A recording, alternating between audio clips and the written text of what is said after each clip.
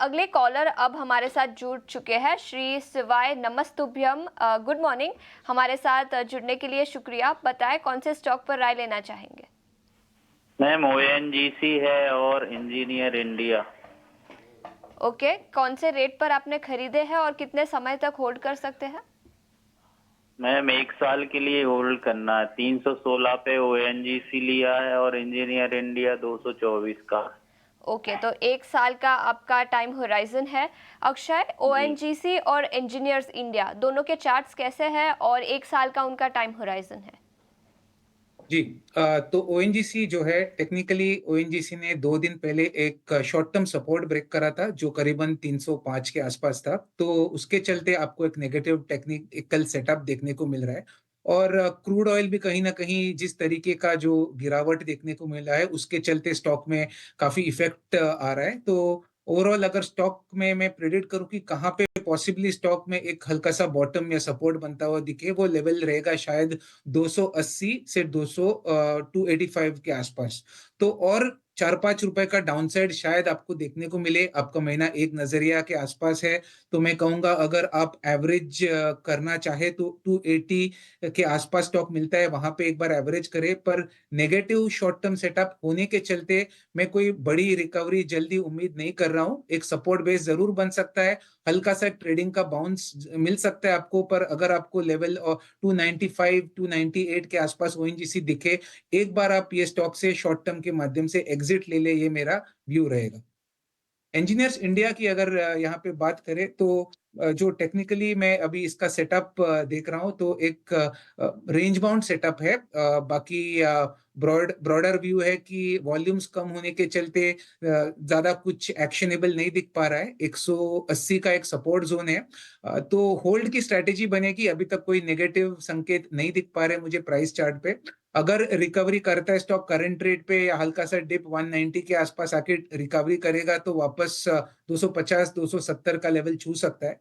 तो होल्ड करने की राय रखूंगा इंजीनियर्स इंडिया में। होल्ड करने की राय इंजीनियर्स इंडिया में इस वक्त आती हुई आपके बाकी स्टॉक पर भी अहम राय मिलती हुई। सार्थक खंडेलवाल ने व्हाट्सएप के जरिए अपना सवाल हम तक पहुंचाया है। पेटीएम पे राय जानना चाहते हैं। 134 शेयर इनके पास हैं और इन्होंने 1045 के स्तर पे पेटीएम में खरीदारी की हुई है। तो अच्छा खासा नुकसान जाहिर सी बात है होता हुआ, लेकिन हाल फिलहाल कुछ पॉजिटिव खबरों की वजह से हमने देखा कि पेटीएम ने फिर से मोमेंटम अगेन नज़र आया। क्योंकि जो सबसे बड़ा क्वेश्चन था जिस पे रोक लगाई गई थी पेमेंट सर्विसेज को लेकर, उसमें डाउनस्ट्रीम निवेश के लिए सरकार ने मंजूरी दे दी है। कंपनी ने यह भी कहा है कि वो पेमेंट एग्रीगेटर लाइसेंस यानी पीए लाइसेंस के लिए फिर से आवेदन करेगी। बहुत सारी पॉजिटिविटी की वजह से हम देख रहे हैं कि अगर पेटीएम को देखा तो आज भी देखिए लगभग 2.5% ये स्टॉक ऊपर, पिछले 5 ट्रेडिंग सेशंस में लगभग 8.5% की तेज़ी हम देख पाए हैं और पिछले एक महीने में 30% से ज़्यादा का उछाल हमने देखा है। लेकिन 1045 अभी भी बहुत दूर का स्तर है जहां पर इन्होंने बाइंग की हुई है। गौरांग सर, पेटीएम पे आपकी कवरेज हो तो ज़रा बताएं क्या राय बन रही है? तो प्रशांत जी, कवरेज तो है और मेरे ख्याल से इनका निवेश जब ये कंपनी का आईपीओ आया था और शायद लिस्टिंग हुई थी उसी के आसपास का था, लगता है, जो भाव पे इन्होंने खरीदारी की है। क्योंकि फिर जो लिस्टिंग हुई और नीचे के तरफ के दायरे देखे और जो विवाद की आप बात कर रहे थे, जो आरबीआई की तरफ से फटकार मिली थी, तो ये स्टॉक 350 तक गया था मेरे ख्याल से। अनिवार्य होता अगर तब कुछ एवरेज करते तो, लेकिन इन्होंने ऐसा किया नहीं है। और मौजूदा स्तर से भी अगर आप देखें तो इनके खरीद के बाहर करीबन 2 गुना के आसपास है।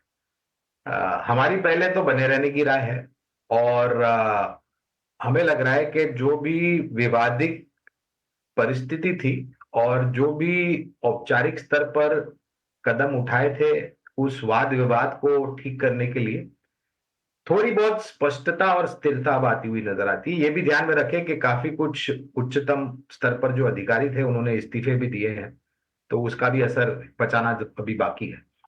पहले तो बने रहे, लेकिन अनिवार्य होगा कि अगर ये स्टॉक 600 या उसके नीचे आता है तो आप उस स्तर पर थोड़ी बहुत और खरीदारी करें। और ये इसलिए अनिवार्य होगा प्रशांत जी, क्योंकि इनकी खरीद के भाव को नीचे लाने की बहुत ही आवश्यकता है। यहाँ से अगर 2 गुना होना है तो आप एक अंदाजा लगा सकते हैं कि कंपनी को किस तरीके से मेहनत करनी पड़ेगी अपनी नतीजों को सुधारने के लिए।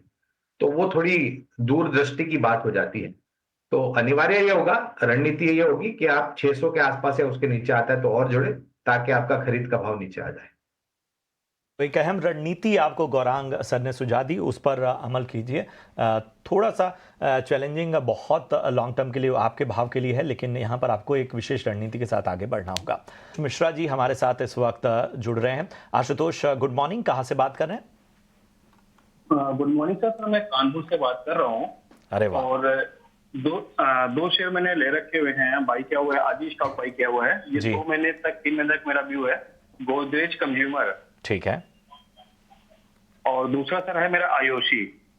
ओके ठीक है। गोदरेज तो कंज्यूमर किस भाव पे लिया आपने? ये गोदरेज कंज्यूमर मैंने लिया हुआ है 1537 रुपए पे। ठीक है। और आईओसी? 100 आयोशी मेरा बाई है 175 रुपए, 175। ठीक है, आईओसी आपने बाय किया 175 पे। अब हमें जरा आशुतोष नजरिया भी बता दीजिए, शॉर्ट टर्म का नजरिया या लॉन्ग टर्म का? शॉर्ट टर्म शॉर्ट टर्म में कितना, 2 महीने 3 महीने कितना? हाँ, 3 मंथ। 3 मंथ्स का। चलिए अक्षय आपके पास ही आना चाहूँगा, शॉर्ट टर्म का इनका नज़रिया है।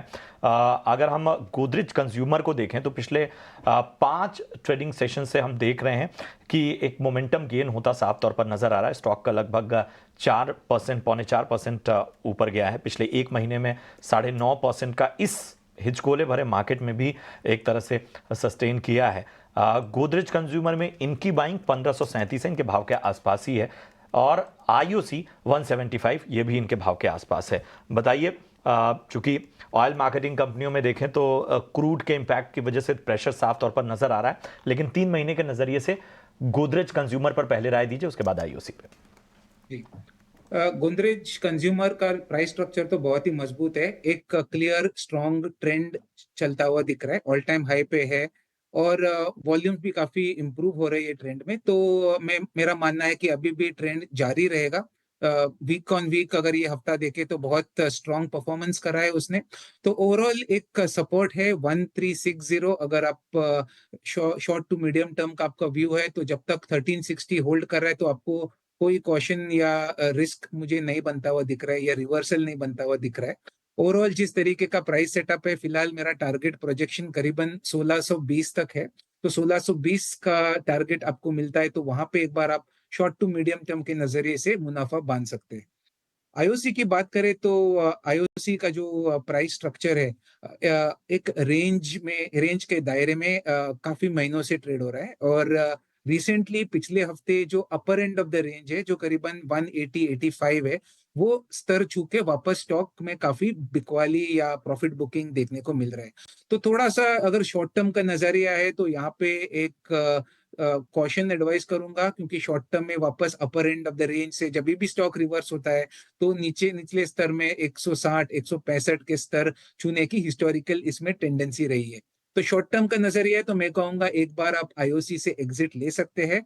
अगर स्टॉक में कम से कम आप 4 से 5 महीना प्लस दे सकते हैं तो ही आप इसे होल्ड कीजिए, क्योंकि दो अलग अलग व्यू है। मीडियम टर्म या शॉर्ट टर्म में स्टॉक थोड़ा वीक रहेगा, पर लॉन्ग टर्म में अभी भी स्टॉक मजबूत रहेगा। तो आपको चुनना है, सिंस आपका व्यू शॉर्ट टर्म है, इसी के चलते मैं कह रहा हूँ कि एक बार एग्जिट ले ले, और दोबारा मौके खोज रहे हो तो अगर सपोर्ट 165 के आसपास आता है वहां पे बाइंग के मौके ढूंढिए।